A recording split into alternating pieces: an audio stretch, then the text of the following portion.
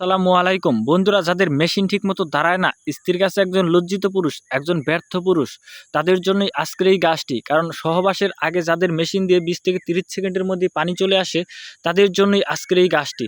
যদি আপনারা এই গাছের শিকড়টি যদি আপনারা কবিরাজি নিয়মে, সঠিক নিয়মে যদি আপনারা সেবন করতে পারেন, তাহলেই কিন্তু বন্ধুরা আপনারা এই গাছটির কার্যকারিতা পেয়ে যাবেন। বন্ধুরা, এই গাছটির কার্যকারিতা এতই কার্যকারিতা যে বন্ধুরা এই গাছটির শিকড় খাওয়ার পর যদি কোনো রুগী বলতে পারেন যে এই গাছটির কার্যকারিতা পেলাম না, তাহলে আমরা আমাদের কবিরাজি চিকিৎসা ছেড়ে দেব। কারণ এই গাছটির শিকড় দিয়ে কিন্তু আমরা অনেক রুগী ভালো করেছি। কারণ এই গাছটি কিন্তু বহু পরীক্ষিত একটি গাছ বন্ধুরা। মানুষ মানুষের সাথে বেইমানি করে, গাছ কখনো মানুষের সাথে বেইমানি করে না। কারণ অনেক যুবক ভাইরা রয়েছেন যারা কিনা বিয়ের আগে স্ত্রীর সাথে দীর্ঘ সময় সহবাস করতে পারেন না। কারণ বিয়ের আগে আপনারা অতিরিক্ত মাস্টারবেশন বা হস্তমৈথুন করেন এবং আপনাদের মেশিনের গুঁড়া চিকন করে ফেলেন, মেশিনের আগা মোটা করে ফেলেন। এর কারণে আপনার মেশিন দীর্ঘ সময় দাঁড়িয়ে থাকতে পারে না, আপনাদের মেশিন নিতিয়ে পড়ে। এরকম সমস্যা থাকলে কিন্তু আপনারা বিয়ের আগেই আপনাদের সমস্যার সমাধান করে ফেলবেন। কারণ অনেকেই আছেন বিভিন্ন ডাক্তার কবিরাজের কাছে গিয়ে আপনারা হাজার হাজার টাকা পয়সা নষ্ট করেন, তারপরেও কিন্তু আপনারা সুচিকিৎসা পাচ্ছেন না। যদি আপনারা সঠিক নিয়মে এই গাছের শিকড়গুলো সেবন করেন, তাহলে আল্লাহর রহমতে আপনারা কিন্তু কার্যকারিতা পেয়ে যাবেন। কারণ বিভিন্ন জন বিভিন্ন রকমভাবে বিভিন্ন গাছের শিকড় সেবন করেন, তারপরেও কার্যকারিতা পান না। কারণ আপনাদেরকে সঠিক নিয়মে এই গাছের শিকড়গুলো সেবন করতে হবে। এই গাছটির শিকড় শনিবার অথবা মঙ্গলবার দিন আপনাদেরকে তুলে পানের সাথে সেবন করতে হবে।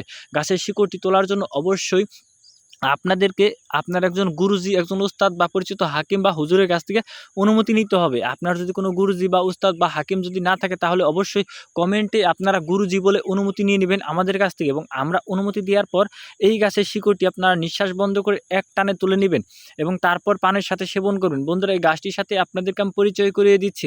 তো বন্ধুরা, এই যে ভিডিওতে যে গাছটি দেখতে পাচ্ছেন বন্ধুরা, এই গাছটির নাম হচ্ছে দণ্ডকলস গাছ। তো বন্ধুরা, এই গাছটিকে বিভিন্ন অঞ্চলে বিভিন্ন নামে ডাকা হয়। আপনার অঞ্চলে এই গাছটিকে কী নামে ডাকা হয় অবশ্যই আপনারা কমেন্ট করে জানাবেন বন্ধুরা। তো বন্ধুরা, যারা এখনও আমাদের এই চ্যানেলটি সাবস্ক্রাইব করেনি, তারা অবশ্যই চ্যানেলটি সাবস্ক্রাইব করে দিবেন। তো বন্ধুরা, এই গাছটির শিকড় খাওয়ার সঠিক নিয়ম আমি আপনাদেরকে বিস্তারিত বলে দিচ্ছি।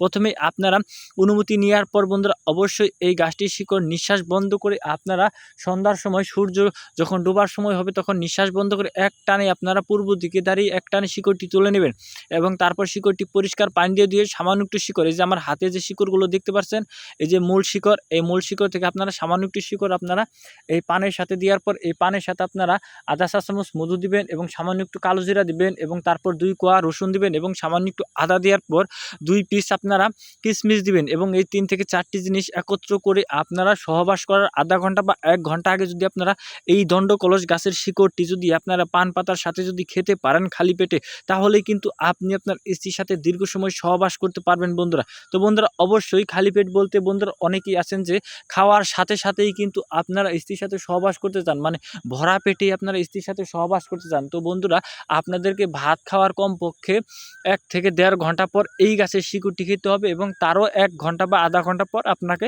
স্ত্রীর সাথে সহবাস করতে হবে, কমপক্ষে 2 থেকে 3 ঘন্টা পর, মানে পেট যখন খালি খালি হবে। কারণ ভরা পেট থাকলে আপনারা দীর্ঘ সময় স্ত্রীর সাথে সহবাস করতে পারবেন না বন্ধুরা।